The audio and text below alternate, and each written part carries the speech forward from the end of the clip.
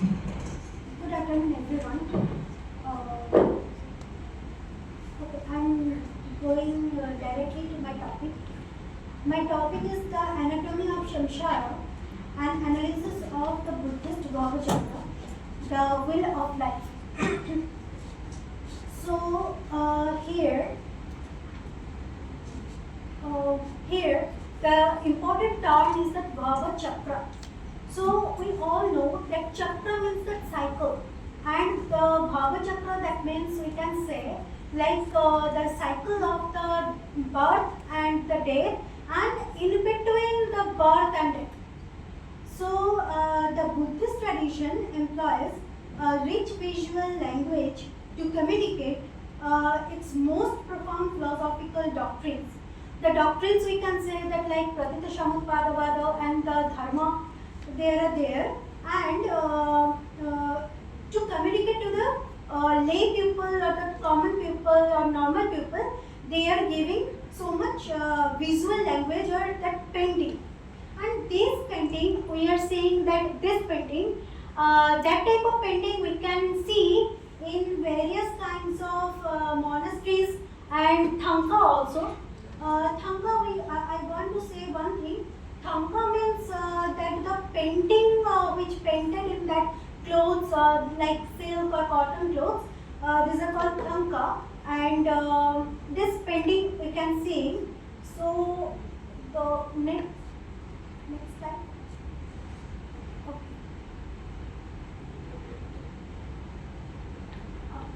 Okay. So this okay, I'm going next. The origin of this Bhavachakra. We are find this origin of the Bhavachakra that the book is Divya Vadana, and here one story is there that there were two kings. Okay, first one king is King Rudrayana. His kingdom is that Raruka, and the second one is the King Bimbisara. His kingdom is that the Magadha.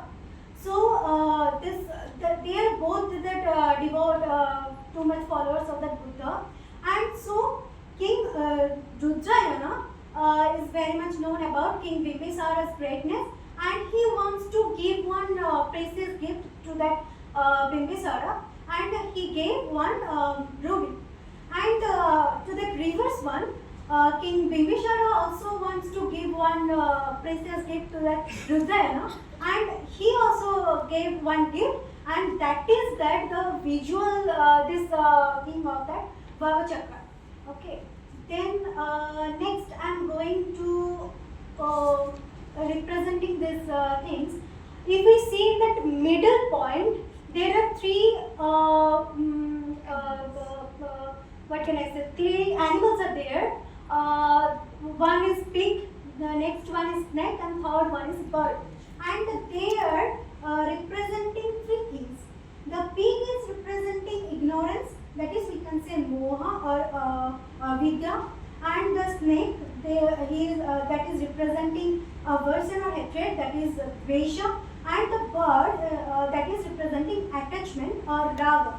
And here we can see they are doing one circle, because in Buddhism they are saying that avidya is the root cause of that all of this circle, that is birth and rebirth and death, all is this.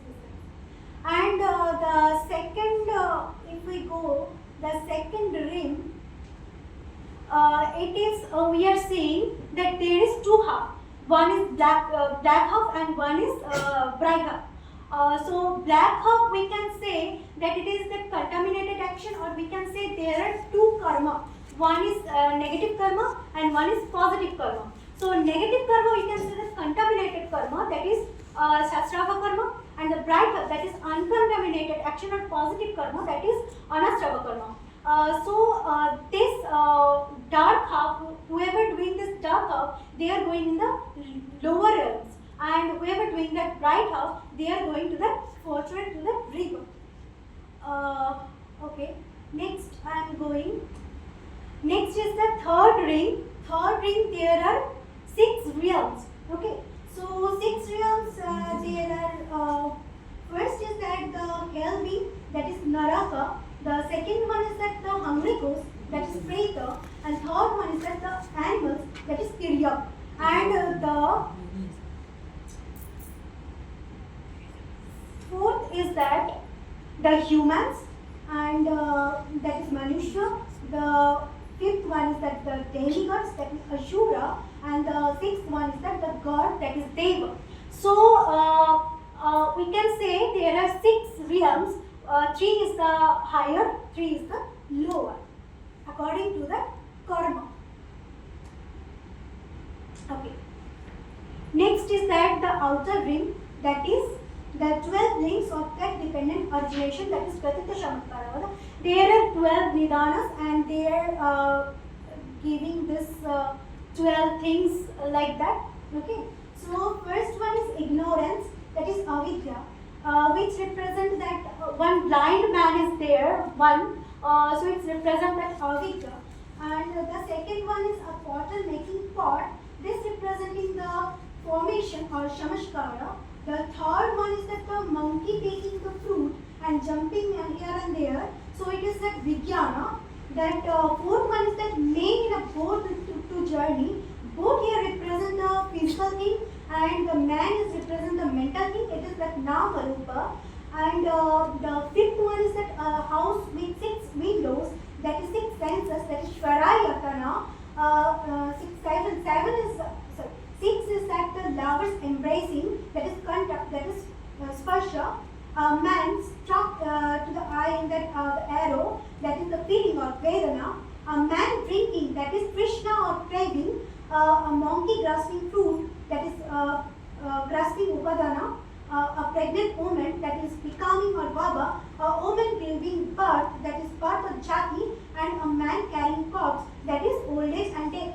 So we are saying that 12 nidanas, or that whole Bhavachakra is there. Next one is that here, who is holding this Bhavachakra? That holding Bhavachakra, this demon name is Yama, the god of death. So it's symbolizing that impermanence, that whole, that the wheel is impermanence. So, and his lines, that 4 lines are there. These are the 4 major sufferings, that is birth, old age, sickness and death. And that outer realm, outer side, that wheel of that out of that, there one, that Buddha Shakyamuni is pointing towards the moon. That means there is possibility to get liberation. So that is the thing. And next I am going to that this iconography applied philosophy. What we can find in this, from this iconography. First one is diagnosis of that suffering. Like we can diagnose what's the actual suffering is this. And next one is focus on the root cause. That what is actually the root cause. That is that here Buddhism they are saying that ignorance. And third one is ethical maintenance. That is karma. That is if we are doing virtuous karma, we will go to the higher realms. Fourth one is that mechanism of perpetuation, that is Pratitya Chamatkara. Here, okay, sure. Here that is that how we can break that chain. Okay, and that one is rejection of impermanent state. That is that the 6 realms is unsatisfactory, and sixth one is instruction of liberation. That is that liberation is possible from this world. So I am going to the conclusion. The conclusion is that the Bhavachakra is a profound philosophical statement rendered in artistic form.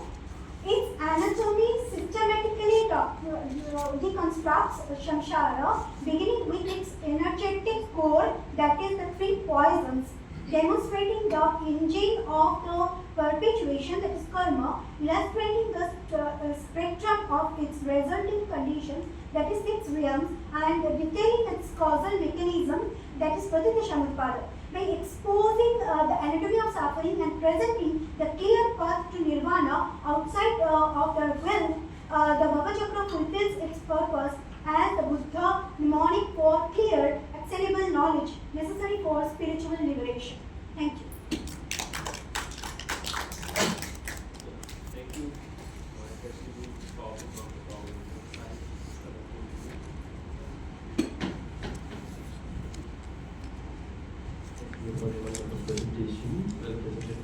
Mouli. Can I ask the audience any questions? One or two we can take up. We have 3 minutes.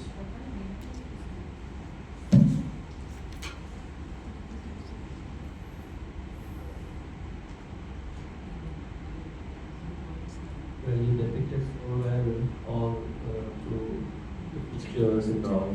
One question is, who is attaining liberation here? Who is attaining nirvana? According to Buddhism, everyone can get that nirvana. If we go through that Ashtangic path. Who is there? Everyone. There is nobody is there according to Buddhism. All nobody has a self. There is no identity, nothing. No, self is not permanent. Yeah. Self is not permanent, but self is there. That is Panchasara. Okay. So that, but what is the use of it getting nirvana? What happens when it gets nirvana? Use. So what happens? The Panchaskanda, you say Panchaskanda is attaining nirvana. What happens then? And what is that nirvana? What is the state of nirvana? Nirvana means actual thing is that Buddhism said about para nirvana and apara nirvana both. Like after giving death also they can get nirvana. Okay. Anyone else any question? Okay, thank you so much. Yeah. No, it's fine. I mean, so the simple question, nirvana is for what? Is Buddha really speaking about getting liberation in the Vedic sense, or this is much more materialistic sense? Obviously not in Vedic sense. Yeah. And having a self is itself is suffering for Buddha, right? Yeah. Okay, thank you.